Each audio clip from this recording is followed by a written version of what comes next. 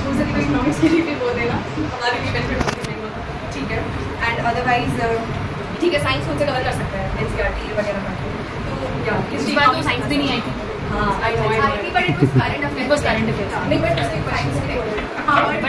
अच्छा, मेरा ईश्वर सर, ईश्वर और राइमा से एक क्वेश्चन है। बच्चे स्टार्टिंग में आते हैं, बड़े जोश से आते हैं, लेकिन कुछ दिन के बाद वो डाइवर्ट होना स्टार्ट हो जाते हैं, तो उसके बारे में आपका क्या, थोड़ा कि इनकी कंसिस्टेंसी लगातार बनी रहे, उसके बारे में थोड़ा सा आप इनको। बहुत बड़ा ऐसे मेन गोल को मत देखो, छोटे छोटे जो भी गोल्स हैं उनको कंप्लीट करने की कोशिश करो, वो तुम्हारी कंसिस्टेंसी बनाई रखेगी, वो डाउट बनाई रखेगी।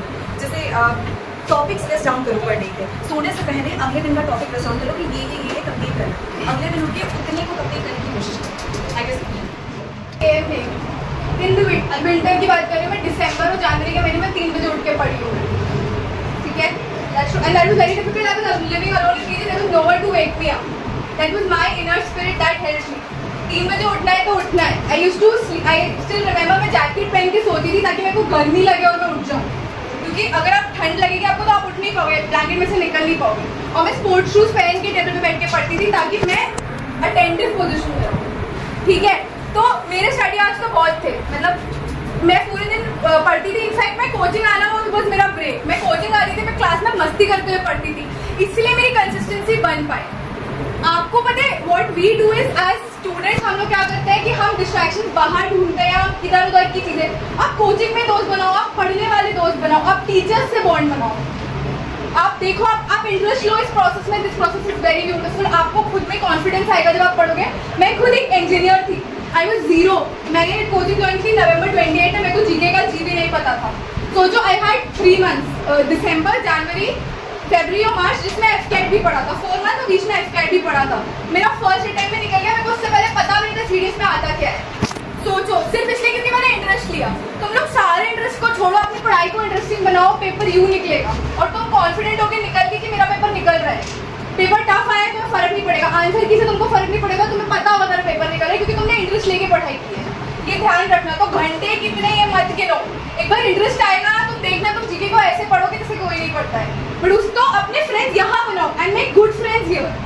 सेकेंडली, मेरा तो ऐसा था कि मैंने लेट ज्वाइन की थी कोचिंग, तो मेरे सारे आधे सब्जेक्ट थे।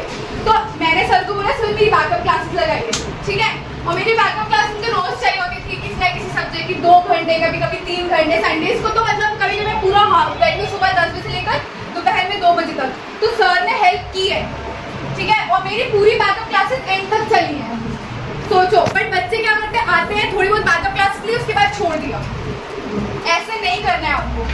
आप इंटरेस्ट दिखाओगे, टीचर आपकी हेल्प करेगा। मतलब मैंने तो जितनी बैकअप क्लास ली आप लोग सोच नहीं सकते हो। एक बैच तो अलग चला है, साथ में बैकअप क्लास का बैच मेरा अलग चला है, पूरे 4 मंथ्स, ठीक है।